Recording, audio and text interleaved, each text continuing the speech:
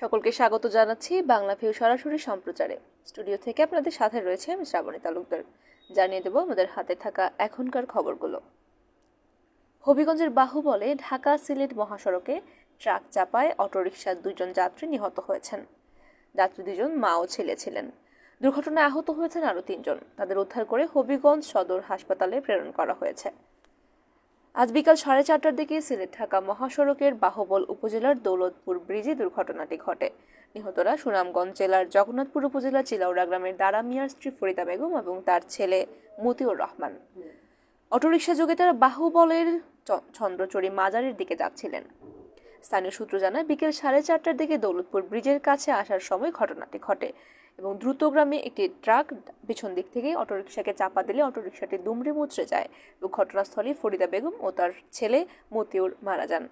পথচারীরা তাদের আহতদেরকে উদ্ধার করে বাহুবল উপজেলা কমপ্লেক্সে নিয়ে যান। এরপর চিকিৎসক মতিউর রহমান তাদেরকে মৃত ঘোষণা করেন। খবর পেয়ে শায়েস্তাগঞ্জ হাইওয়ে পুলিশ ঘটনাস্থল পরিদর্শন করেছে। দুর্ঘটনার নিহতের বিষয়টি নিশ্চিত করেছেন শায়েস্তাগঞ্জ হাইওয়ে থানার ওসি মইনুল ইসলাম এবং আহত হওয়া 3 জনকে হবিগঞ্জ সদর হাসপাতালে নিয়ে যাওয়া হয়েছে। তারা এখন চিকিৎসাধীন। এদিকে হবিগঞ্জের বাহুবল উপজেলার কামারগাঁও গ্রামে জায়গা সংক্রান্ত বিরোধের জের ধরে দুপক্ষের লোকজনের মধ্যে ভয়াবহ সংঘর্ষের ঘটনা ঘটেছে। এতে নিহত হয়েছেন 2 পক্ষের 2 জন এবং আহত হয়েছেন অন্তত 15 জন। তাদেরকে উদ্ধার করে ওসমানী মেডিকেল কলেজ হাসপাতাল এবং হবিগঞ্জ জেলা সদর হাসপাতালে প্রেরণ করা হয়েছে। শনিবার 30 সেপ্টেম্বর রাত 10টার দিকে ঘটনাটি ঘটে। সংঘর্ষে নিহত 2 ব্যক্তির নাম ইউসুফ মিয়া এবং হাসান আলীর ছেলে উস্তার মিয়া। এদিকে সংঘর্ষের ঘটনাকে কেন্দ্র করে রাত 1টার দিকে উভয় পক্ষের লোকজন একে অন্যের বাড়িতে অগ্নিসংযোগ এবং ভাঙচুর চালিয়েছেন। স্থানীয় সূত্রে জানা গেছে বাড়ির সীমানা নির্ধারণ নিয়ে কামারগাঁও গ্রামের আব্রু মিয়ার ছেলে ফারুক মিয়া এবং তার লোকজনের সাথে দীর্ঘদিন ধরে একই গ্রামের চিরাগ মহলদারের ছেলে ইউসুফের বিরোধ চলে আসছিল। এ নিয়ে মাসখানেক আগ পূর্বে উভয় পক্ষের মধ্যে মারামারির ঘটনা ঘটে, তবে তখন গুরুতর আহত হওয়ার খবর পাওয়া যায়নি। ইউসুফ মিয়া তার ভাই লিয়াকত আলীর বিরুদ্ধে ফারুক মিয়ার পক্ষ থেকে মামলা দায়ের করা হয়েছিল। এই মামলায় গত 21 সেপ্টেম্বর হবিগঞ্জ জেলা ও দায়রা জজ আদালত থেকে তারা জামিন লাভ করেন। এরপর থেকে উভয় পক্ষের মধ্যে উত্তেজনা দেখা দেয়। 2 দিন পূর্বেও তাদের মধ্যে পাল্টা ধাওয়ার ঘটনা ঘটেছিল এবং সন্ধ্যায় পুনরায় উভয় পক্ষের লোকের মধ্যে সংঘর্ষ বাধে এবং এ সময় ঘটনাস্থলেই উভয় পক্ষের 2 জন নিহত হয়েছেন। বাহুবল সার্কেলের সহকারী পুলিশ সুপার মোহাম্মদ আবুল খায়ের জানিয়েছেন সংঘর্ষের ঘটনায় 2 জন নিহত হয়েছেন এবং আরও কয়েকজনের অবস্থা সংকটাপন্ন।